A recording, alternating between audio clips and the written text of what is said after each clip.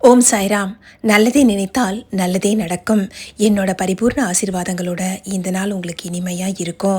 எப்பவும் எந்த விஷயத்துலையும் குழப்பம் வேணாம். கடவுள் நம்ம கூட தான் இருக்கிறாருன்னு சொல்லி நாம் வைக்கக்கூடிய நம்பிக்கையே கடவுளை நம்மளுக்கு நெருக்கமாக கொண்டு வந்து சேர்க்கும். நீ இதை நம்ப மறுக்கிற, ஆனால் நீ இதை முழுமையாக நம்பிப்பாரு. கடவுள் உன்னுடன் இருப்பதை உன்னால் உணர முடியும். ஏன்னா மனுஷங்களுக்கு சங்கடங்கள் வருவது சகஜம்தான். ஆனால் நல்லா இருக்கும்போது கடவுளை நாம் சந்தோஷமாக போய் பார்க்குறோம். ஆனால் கஷ்டம் வரும்போது கடவுளை நீ என்னை காப்பாற்றலன்னு சொல்லி கோவப்படலாம். உனக்கு அத்தனை உரிமையும் இருக்குது. ஆனால் கடவுளை மட்டும் நிந்தனை செய்யாதே. கடவுளை நிந்திப்பதன் மூலமாக பலவிதமான பாவங்கள் உன்னை வந்து சேரும். அந்த பாவத்தை நீ சேர்த்துக்காத. எப்பவும் எல்லாமே நல்லா இருக்கணும் அப்படிங்கிறது மனிதனுடைய எதிர்பார்ப்புகளை ஒன்றா இருக்குது. ஆனால் எப்பவும் அப்படி இருக்கிறதில்ல. எப்படி இரவும் பகலும் மாறி மாறி வருதோ அது போலத்தான் சங்கடமும் சந்தோஷமும் மாறி மாறி வரும். எல்லாத்தையும் ஏற்றுக்கிற பக்குவம் வந்துட்டா சந்தோஷமாக இருந்தாலும் சரி, சங்கடமாக இருந்தாலும் சரி, அது சாதாரணமாக வந்துட்டு வந்த மாதிரியே போயிடும்.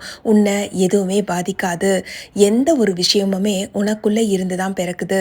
சந்தோஷமாக இருந்தாலும் சரி, சங்கடமாக இருந்தாலும் சரி, அது உன்னை பாதிக்காமல் இருக்கணும்னா அதை நீ பக்குவமாக ஏற்றுக்கிட்டா போதும். வாழ்க்கை ரொம்பவே எளிதாகவும் வாழ்வதற்கு சுலபமாகவும் அமையும்.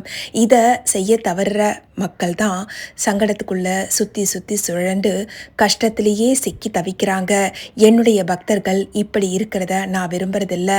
அதனால தான் என்னுடைய மசூதிக்கு என்ன தரிசனம் பண்ண வந்த பக்தர்கள் கிட்ட என்னுடைய அறிவுரைகளை நான் வாரி வழங்கினேன்.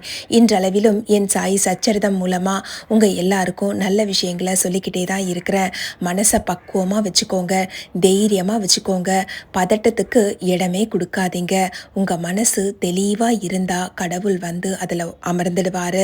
கடவுள் அமர்ந்த அந்த இடத்துல எந்த விதமான குழப்பத்துக்கும் இடம் இருக்காது அப்படிங்கிறத நீ தெளிவாக புரிஞ்சுக்கிட்டியானா போதும். உன்னோட வாழ்க்கையில் ஒவ்வொரு நல்ல விஷயமும் ஒவ்வொன்றா நடக்க தொடங்கும். எந்த விஷயத்துலையும் அவசரம் காட்டாத. நீ கேட்டு உடனே அது கிடைக்கலன்னா அது கிடைக்கிற வரைக்கும் காத்திருக்கிற கூடிய பக்குவத்தை நீ வர வச்சுக்கோ. நீ என்ன கேட்குறியோ அதை விட 3 மடங்கு, ஏன் 10 மடங்கு கூட அதிகமாக கடவுள் அருளால் உனக்கு அருளப்படும். ஆனால் நீ அதுக்காக பொறுமையாக காத்திருக்காத பட்சத்தில் நீ அந்த விஷயத்தையே இழக்க நேரிடும். அதனால் எந்த ஒரு விஷயத்திலையும் நான் உனக்கு எப்பவுமே பக்கபலமா இருக்கிறேங்கிறதையும் மறந்துடாத.